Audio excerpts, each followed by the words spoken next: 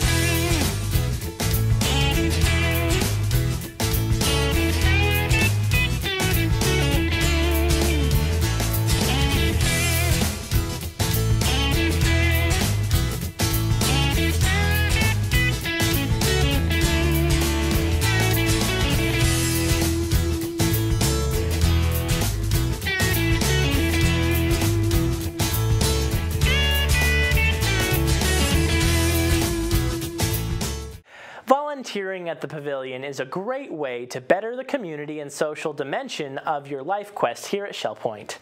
And one volunteering opportunity that is available now is with the Resident Relations Committee. Here's Terry Kolath to explain. I'm Terry Kolath, and I'm here today with Anna Marie Tesoriero talking about her Pavilion Auxiliary Committee. She chairs the Resident Relations Committee. Thanks for joining me, Anna Marie. My pleasure. Now, how long have you been working with this committee? 4 years. And give us a little background about what you do, because we're going to actually show what your committee does this morning to everybody in Shell Point. So tell us ahead of time, what are your goals? Our goal is to do a patient care survey. So when we give it to the Resident Relations Activity Board. And then they find out from all these questions we ask how they can help the resident. So you're giving them information about what the resident likes to do? Yes, we do. Their likes, where they went to school, where they live now, who's in their family, where they travel, the books they love to read. That sounds like a lot of fun, and I think that's probably a fun thing for a resident to do, to spend some time talking about that. Oh, they love it. By the end of the interview, no matter how reluctant they are, they wish us well and they want us to come back. That's great. How many people help you on your committee? Oh, we have about 8. Could you use any more? Lots more. Please join. You'll love it. Well, you have some new opportunities, so we thought, what a great time to show your committee. Let's get started. Okay. Now I'm here with Pat Straup of Macoma. Pat has had an illustrious career with our Pavilion, even serving as the president of the auxiliary. And now she spends some of her time helping with resident relations. Pat, thank you for joining me today. You're welcome. This is how you get started when you come to do your volunteer shift, right? This was my first area in which I worked when I came here. Yep. Nice. So yep. you 14 like years. Oh my gosh, you must like it. As long as you're here. Yes, that's great. Well, what is the very first thing you do? You come in, I know you sign the book. Yes, and then we pick up this, and this is the clipboard that has the questionnaire on it. And this must be the clipboard that has the names. This is the clipboard that has the names on it. And about 9 o'clock in the morning, somebody comes in and they write the names of the patients that we need to see on the first floor. These are our new residents. These are new residents that usually come in for some type of rehab on the first floor. And I always tell them they're going to get well because the rehab department is so good. That's great. Well, then you get all your information, Yep. we walk out and Yep. go to see somebody. Let's get started. Right. Okay, I'm ready. Okay, here we are at the first residence room. What do you do when you get here, Pat? I introduce myself. Sometimes I know the resident, but most often I don't. So I tell them who I am and what my job is here. And my job is a volunteer at this facility. So I tell them what the questions are and ask them if they are free to talk to me at that particular moment. And usually they're kind of apprehensive, but then they say yes, and we start very slowly. By the time we're finished, we're almost friends. So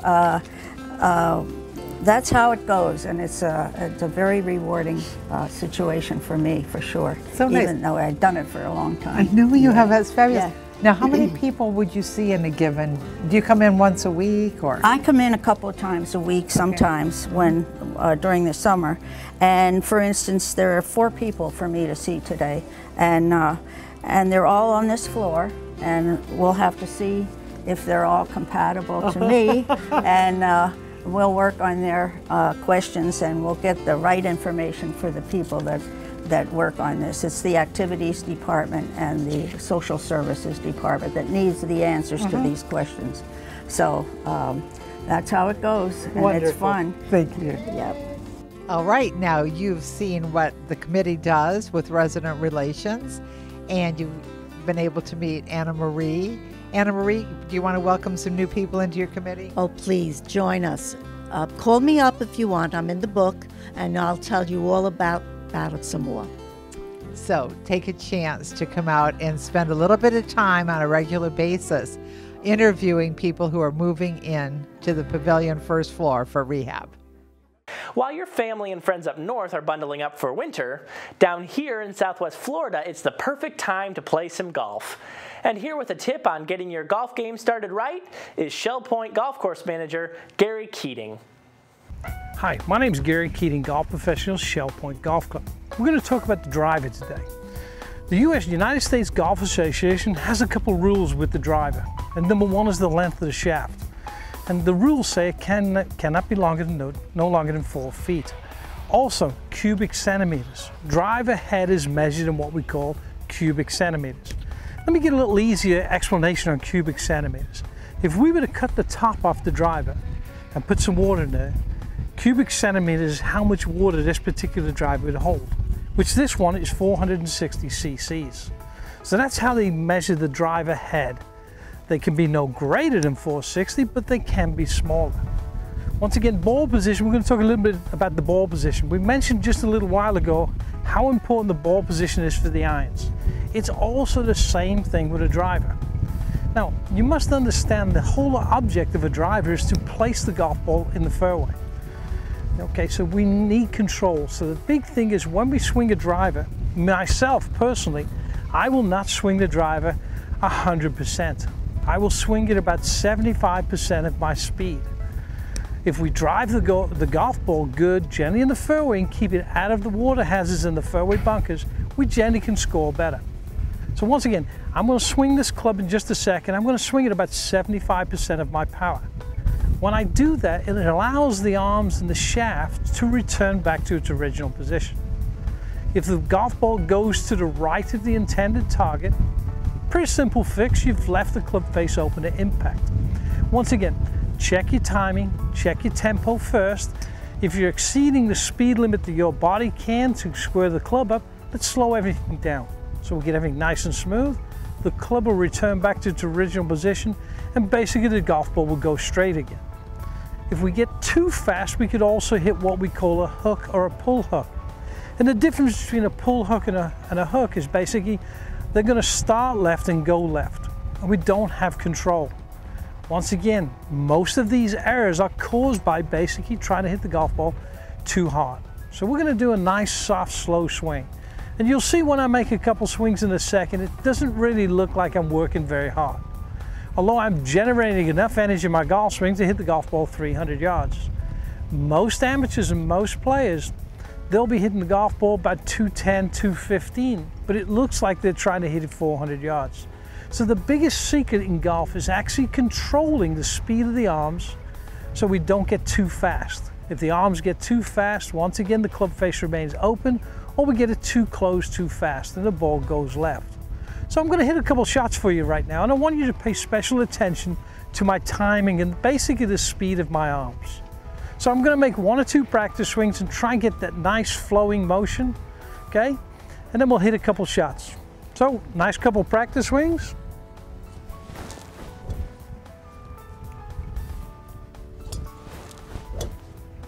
And we're going to try and hit a golf shot. Once again, ball position 3 inches off the inside lead heel, and the butt of the club, which is this, located right in the center of the belly button. So we're going to make a nice smooth swing. Now you notice the way my balance is held. Classic left side finish. All the weight is off my right side to my left side. Straight leg, and then my balance should be imperfect. Okay, I hope this helps you. You can always check us out at the webpage. So visit it at shellpointgolf.com. Thank you. Now it's time to cover all of Monday's happenings, Academy news, menus, and Village Church connections, right after this word from David Howenstein with a preview of his radio show on TV, Listening to the Words. This week's Listening to the Words program starts with 2 remembrances of the November 1963 assassination of President John Kennedy. You'll also hear a Shell Point grandmother read her recollection of My First Dance at the age of 13. That will be followed by a grandfather contemplating his granddaughter being whisked away to her prom dance. Then the woman editor of the first internet newspaper points to Socrates saying, "Courage is knowing what not to fear." Ruth Bader Ginsburg is asked how many women can fit onto the bench of the Supreme Court. Find out about the best place in the U.S. for breakfast, as long as you don't order iced coffee. Landscape artist Steve Morton visits the Shell Point Butterfly Garden. And finally, a Shell Pointer's poem on how to pick up a man without really trying. I'm David Howenstein, trying to convince you that the best half-hour radio program you're likely to encounter airs all day long, every day this week on Shell Point Channel 12. As always, thank you for listening to the words. Hi everybody, and welcome to the Happenings segment of Shell Point TV. I'm Bev Chandley, and I'm here with Caitlin Van Scoy, and we're going to tell you the activities that we have going on for you here today at Shell Point. We're going to start at 8 o'clock with the men's match play doubles tennis down at the Woodlands Tennis Courts. And after that, we're going to have virtual bowling in the Resident Activity Center at 8:45. At 9:15, we have billiards. That's played at the Resident Activity Center as well. 9:15 is also the time for pottery with instruction available in the pottery studio. Then we head back to the tennis courts for men's match play doubles tennis. That's at 10 o'clock. And also at 10 o'clock we have the Suzy Q. They're heading to Woody's Waterfront Restaurant for lunch. You do need to sign up at the greeter's desk at the island for those trips. At 10:30 we have the Disciple Men's Study Group going on in the game room at the Woodlands. Table tennis clinic will be going on in the Tarpon Room at 10:45. Then we have a Health Connections class at 11:30. This one is Agility and Flexibility for Everyday Life, Session A. That's in the Health Club, and that's currently full. Now here's Caitlin. She's going to tell you what's going on this afternoon. We're going to start the afternoon off with 12 p.m. Mahjong in the Sable Room at the Woodlands. 1 o'clock, we kick off Fantasy of Flight outdoor celebration out at the Island Pond from 1 to 3. At 1:15, we have advanced table tennis, Tarpon Room on the island. 1:15 is Samba, the card game, at the Resident Activity Center on the island. 1:15 is Tone Chimes in the Osprey Room on the island. From 1:30 to 3:30, the Model Train Room will be open on the island in the tunnel. At 1:45, there's a Health Connections class, Balance and Mobility Training Level 1, Session A, at the Health Club on the island. This is currently closed. 2 p.m., the BDI Bead Club meet in the Oak Room at the Woodlands. 3 p.m., there's a Health Connections class, Pilates Stretch, at the Health Club on the island. No sign-up is required. 3:15, the Shell Point Singers are rehearsing at the choir room at the Village Church on the island. 3:30, there's another Health Connections class, Aqua Agility and Conditioning, LifeQuest Aquatic Center on the island. It's $5 per class. 4 o'clock, pickleball is being played at the pickleball courts on the island. 6 o'clock, another Health Connections class, Beginner Square Dancing at the Health Club on the island. This class is currently closed. At 6:30, duplicate bridge is being played. If you're interested, call 466-2924. This will be played at the game room at the Woodlands. 7:30, there's a Health Connections class, Square Dancing Instructions, Health Club on the island. This is currently closed. That's all the activities we have for today. We'll see you tomorrow.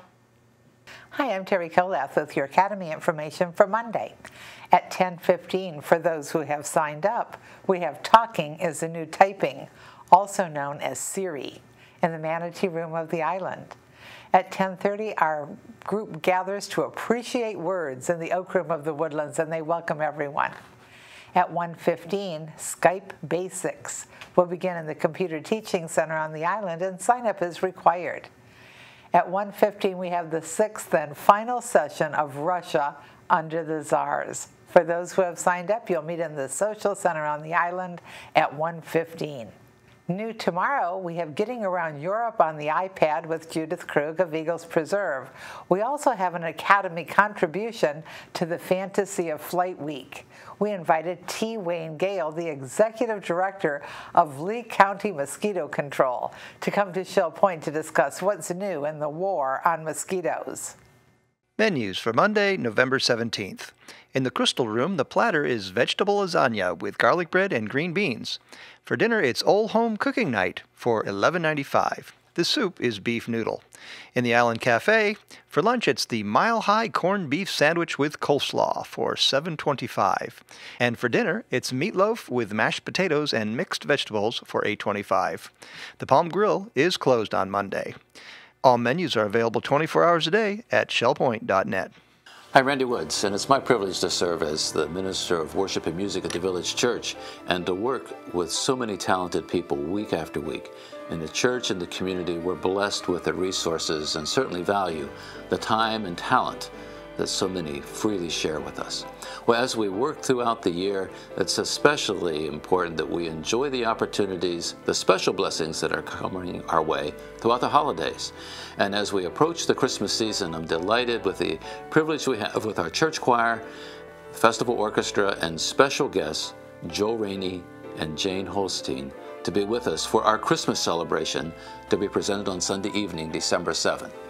Joe Rainey has specifically written this musical entitled A Thrill of Hope that was written specifically for our church choir 5 years ago.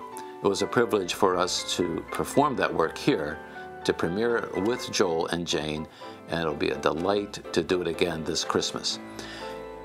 I trust that you've gotten your tickets. Tickets are available for the Christmas celebration on Sunday evening, December 7th at 6:15. Tickets for the Season of Praise concert are $10, can be purchased at the church anytime.